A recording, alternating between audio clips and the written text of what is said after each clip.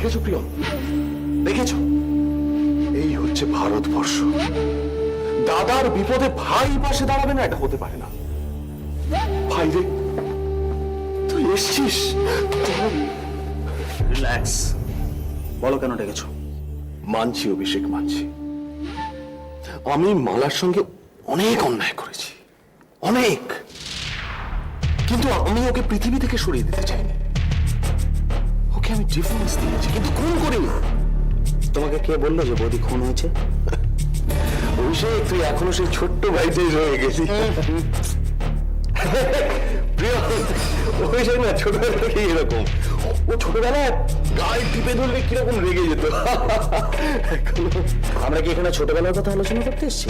না, এসছিস মালার খুনের ব্যাপারে কথা বলতে। বৌদি খুন হয়নি।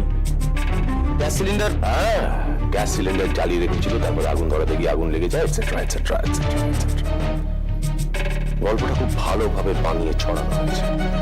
এটা গল্প নয় দাদা, এটা সত্যি। এটা রোহিতের বানানো গল্প। না, ওই রোহিতের মালাকে ভোগ করে লুটে পুটে ছেড়ে দিয়েছে, তারপরে খুন করেছে। দাদা, রোহিত তার ঘরের দেওয়ালে এখনো বৌদির ছবি টাঙানো আছে। ওটা নাটক, ওতে ভুলিস না অভি। আরে মনে পাপ আছে বলে রোহিত ঘরে মালার ছবি টাঙিয়ে রেখে দিয়েছে। যদি সবকিছু ঠিকঠাকই থাকবে, তাহলে তোর ডাক্তার আদিত্য ব্যানার্জি আমাকে মালার সব রিপোর্টগুলো দিচ্ছে না কেন? আমি হয়তো মালাকে ছেড়ে দিয়েছিলাম, কিন্তু পৃথিবী থেকে সরিয়ে দিতে চাইনি। তুই শেষবার মালাকে দেখেছিলিস, তুই মালাকে হাসপাতালে নিয়ে গেছিলিস, আর ঘটনাস্থলে রোহিত রে একমাত্র ছিল। তুমিও তো ছিলে সেদিন। কিন্তু আমি মারতে যাবো কেন? আমি মালাকে ডিভোর্স দিয়ে দিয়েছিলাম। আই ওয়াজ হ্যাপি উইথ রাখি, ওকে বিয়ে করে আমি খুশি ছিলাম। মুশকিল কি জানিস? বিয়ের প্রস্তাব দিয়েছিল ওই রোহিত রে। বাজে কথা ছাড়ো, আমাকে এখানে কেন ডেকেছো সেটা বলো। সাক্ষী দিবি? কোথায়? পুলিশ। কিসের সাক্ষী? ওই মালাকে তুই মায়ের মতো ভালোবাসতিস, সেই মায়ের মৃত্যুটা তুই মেনে নিবি? দোষীকে শাস্তি দেবি না? আমি রোহিত আর আদিত্য ব্যানার্জি নামে এফআইআর করেছি পুলিশে। সেই মতো অ্যাকশন নেওয়া শুরু হয়েছে। অভি, তোমার সব নোংরা খেলায় আমি নেই। মানে মানে তোমার নোংরা মন দিয়ে তুমি এটাই বলতে চাইছো তো যে রোহিতদা বৌদিকে খুন করেছে? এটা আমি মানি না। আচ্ছা, সেটা পুলিশে যাও তো অনেক দূরের কথা। দাদার বিপদে তুই পাশে থাকবি না? বিপদ শুনেই তো এখানে ছুটে এসেছিলাম। একটা খুনি জেলের বাইরে ঘুরে বেড়াবে? তুমিও তো খুনি, তুমিও তো জেলের বাইরে ঘুরে বেড়াচ্ছ। কি বলছিস তুই? বৌদির ভালোবাসা বিশ্বাসকে খুন করেছিলে তুমি। ছোট্ট অলিকে ল্যাংড়া দিনরাত চলতে পারে না বলে ওর আত্মবিশ্বাসটাকে খুন করেছিলে তুমি। আমার আর বৌদির সম্পর্কটাকে নোংরা করে দিয়ে আমার মনটাকে খুন করেছো তুমি। এতগুলো মানুষকে মেরে একটা গোটা হাঁসগুজি সংসারকে খুন করে তুমি তো আজও জেলের বাইরে। আমি প্রাণে মারার কথা বলছি। আমি কাউকে প্রাণে মারিনি। ওই রোহিত রে খুনি, মালাকে সে ব্যাস অরিন্দম সেন, রোহিত রে সম্পর্কে আর একটা বাজে কথা আমি শুনতে চাই না। সে খুনি কি নির্দোষ সেটা পরে প্রমাণ করা হবে, কিন্তু আমি তোমার সঙ্গে নেই, এটা আমার শেষ কথা। ব্যাস, don't touch me please, please don't touch me. আর একটা কথা, আমার সঙ্গে তোমার কি দরকার সেটা তুমি আমার সঙ্গে ফোনেই সেরে নিতে পারতে, তাহলে তোমার বা আমার কারোর এত সময় নষ্ট হতো না। ওকে?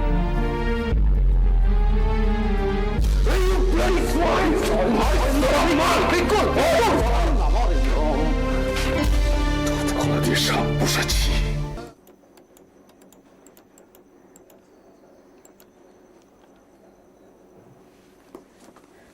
স্যার, সরি স্যার, আমার আজ আসতে একটু দেরি হয়ে গেল। আসলে আমার ছেলেটাকে যে মেয়েটা দেখে না, চম্পা, ও আসতে দেরি করলো, তাই। বসুন। কোনো কাজ নেই স্যার? মানে আমি কাল কিছু ফ্যাক্স করেছিলাম লন্ডনে, তাদের মধ্যে দেখ না দুজন তক্ষুনি রিপ্লাই দিল আমাদের সঙ্গে কাজ করতে চায় বলে। জানি। আরো হবে দেখবেন স্যার, ঠিক হবে। স্যার, চিঠি টাইপ করছেন? আমি করে নেব। স্যার, আমি কালকের ফাইলটাই টেবিলে রেখে গেছিলাম, দেখতে পাচ্ছি না। কোথায় গেল ফাইলটা? সোনার কাছে আছে। আমার হাত থেকে কাজ সরিয়ে নিচ্ছেন স্যার?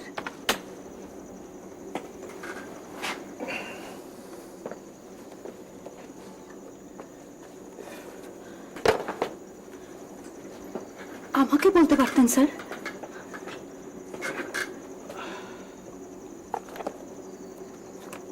স্যার,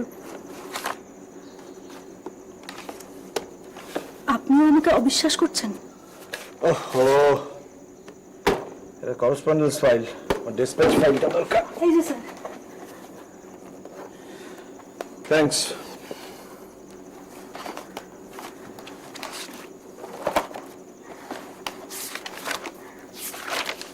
স্যার, তাহলে কি আমি ধরে নেব যে এই কনসার্ন থেকে আমাকে চলে যেতে হবে? দেখুন, সোনালিও আপনার উপর আস্থা রাখতে পারছে না, আর অভিষেকেরও তাই মত। কি চাই স্যার, আমাকে বলুন না প্লিজ। দেখুন রাখি, সোনা, অভিষেক এরা আমার অত্যন্ত কাছের মানুষ, এদের কথাটা না শোনা ঠিক নয়। আর আপনাকে আমি কতটুকুই বা চিনি, আর যতটুকু চিনি, সত্যি কথা বলতে কি সেটা মোটেই সুবিধের নয়। তবে আমাকে পুলিশে ধরানোর ব্যাপারে আপনার যে কোনো হাত নেই সেটা আমি জানি। সত্যি আমি নির্দোষ স্যার, আমি কিছু জানি না। তাও বলছি, আপনি কি এমন কিছুই করেছেন যাতে সোনালী আপনার উপর আস্থা ফিরে পায়? স্যার, আমাকে তাড়িয়ে দেবেন না স্যার। কিসব কি হচ্ছে, কি করছেন? স্যার, আমি অরিন্দমকে বড় গলা করে বলে এসেছি যে আমি রোহিতের কোম্পানিতে কাজ করব, ওখানেই থাকবো। আর যদি আমি বাড়ি ফিরে যাই আর কোনোদিনও মাথা তুলে দাঁড়াতে পারবো না স্যার। আর আমার এমন সাহসও নেই যে বরকে ছেড়ে অন্য কোথাও থাকবো। সেটা করা কোনো কাজের কথাও নয়। গেলেই বা যাবো কোথায়? আমাকে অরিন্দমের সাথে থেকে অরিন্দমের সাথে লড়তে হবে স্যার। ছাড়িয়ে দিলে কিসের উপর দাঁড়াবো? তাহলে যে আমার প্রায়শ্চিত্ত করা হবে না স্যার। প্রায়শ্চিত্ত? মালার কাছে। মানে? সেটা আমার ব্যক্তিগত ব্যাপার স্যার। যদি কোনোদিন আপনাদের একজন হয়ে উঠতে পারি সেই দিন বলবো। আজ থাক। এতদিন তো আমাকে দেখছেন স্যার, কিছুই কি বুঝতে পারেননি? কি বুঝবো? তবে অরিন্দম যে একটা লম্বা খেলায় নেমেছে সেটা বুঝছি।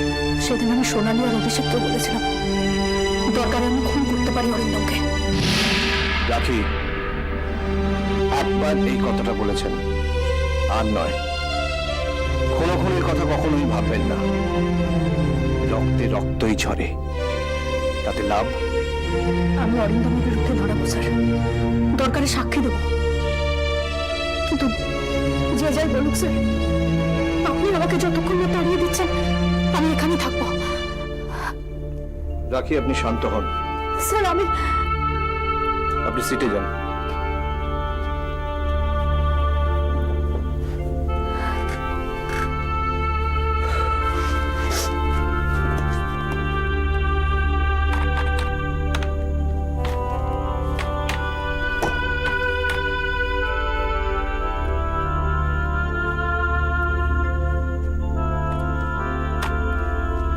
এটা দেখে টাইপ করে দিন।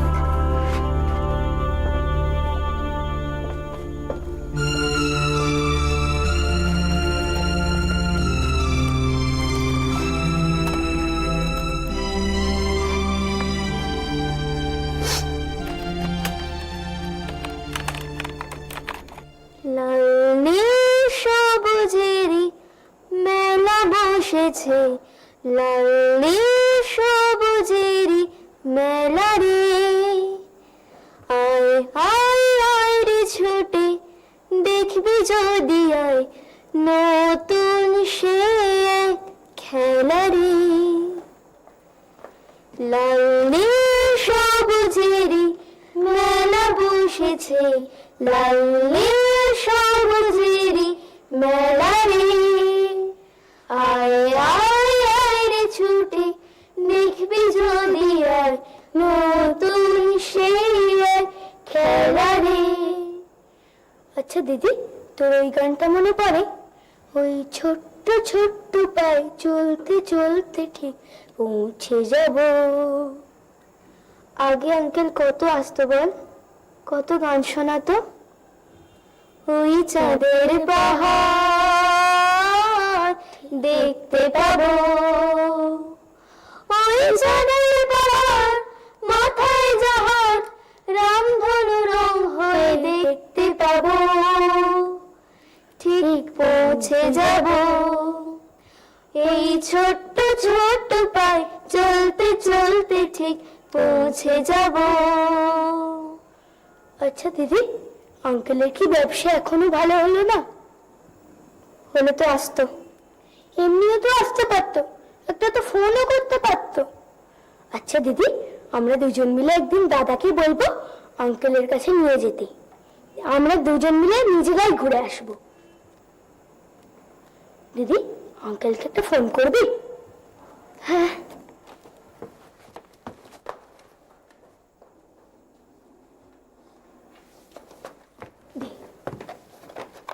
দিদি, আঙ্কেল কি আমাদের ভুলে গেল? তুই পাগল, তাহলে ফোন করে না কেন, আসে না কেন?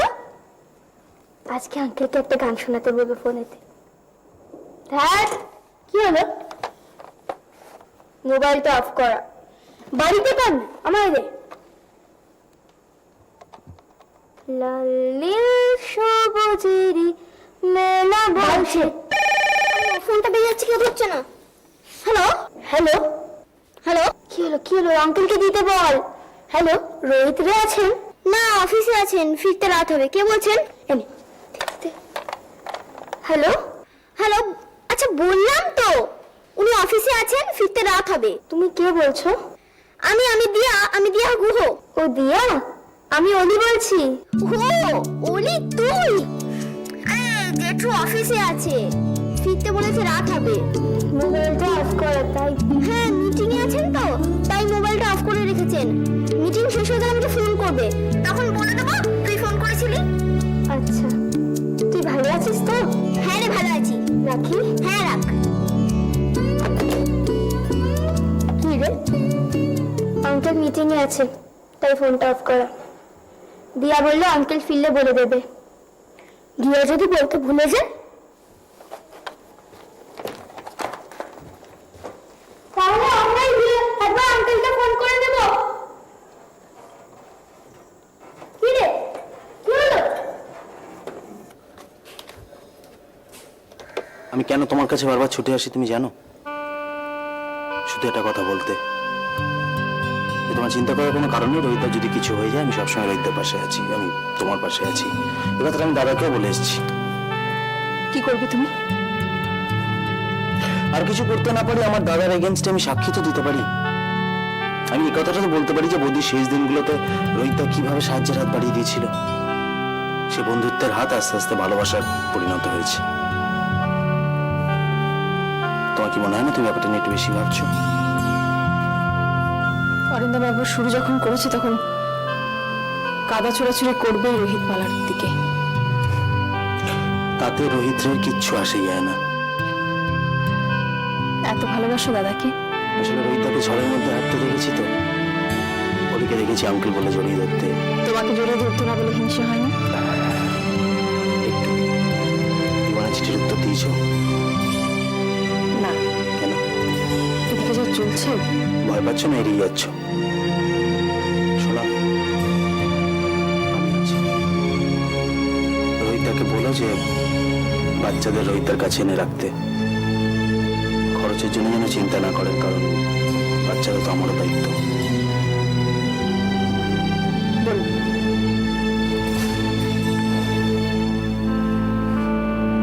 চলি।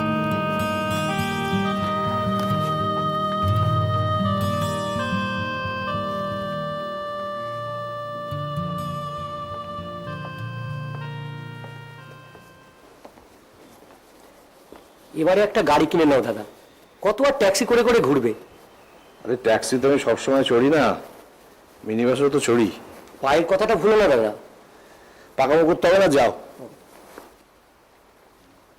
সুমনদা, হ্যাঁ ওনার জামা কাপড়ের তোয়ালেটা আমি বিছানার উপর রেখেছি, তুমি একটু বাথরুমে দিয়ে দিও। আচ্ছা।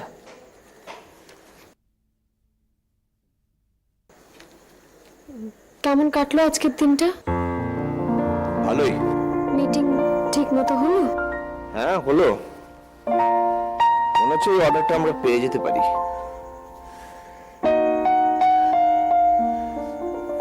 তাই যেন হয়। আমি মেহনত করেছিলাম, আপনি ঠিক মতো কাজ শুরু করলে আমি পুজো দেব। ঠিক আছে, আমি ওই সুবলকে বলে দেবো, ও তো মাকে নিয়ে প্রায় দক্ষিণেশ্বর যেত, ওই সব ব্যবস্থা করে দেবে। তাছাড়া গাড়িও বলে দেবো। জেঠু দিয়া রানী কেমন আছো? ভালো আছি। দিয়া, জেঠু এক্ষুনি ফিরেছে, লেস নিতে দাও। চল না দিয়া, চলো। না আচ্ছা ঠিক আছে, দিয়া রানী এখানে থাক না। জেঠু আজকে কিন্তু একটা গান শোনাতে হবে। এই দেখো এখন গান, দিয়া, অলিও এরকম গান শুনতে চাইতো। ও জেঠু, আজকে তো অলি দিদি ফোন করেছিল। তাই নাকি? অলি ফোন করেছিল? হ্যাঁ। কখন? তুমি তখন মিটিং এ ছিলে, তাই মোবাইলটা অফ ছিল, তাই এখানে করেছিল। অলি ফোন করেছিল?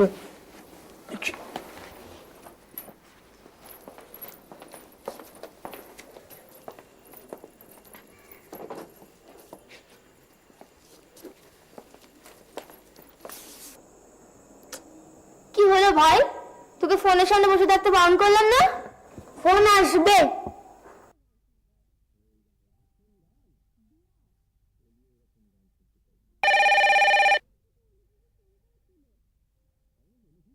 হ্যালো হ্যালো কিরিট, আঙ্কেল, বলেছিলাম না আঙ্কেল ফোন করবে।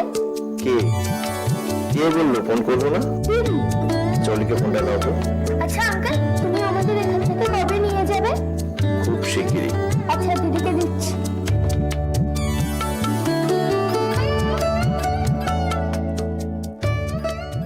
অলি, হ্যালো অলি। কাঁদে না অলি। দেখো কি করবো বলো, কাজের খুব চাপ, তোমাদের আমার কাছে আনতে হবে না, তাই একটু কাজ করে নিচ্ছি, তারপরে আনবো।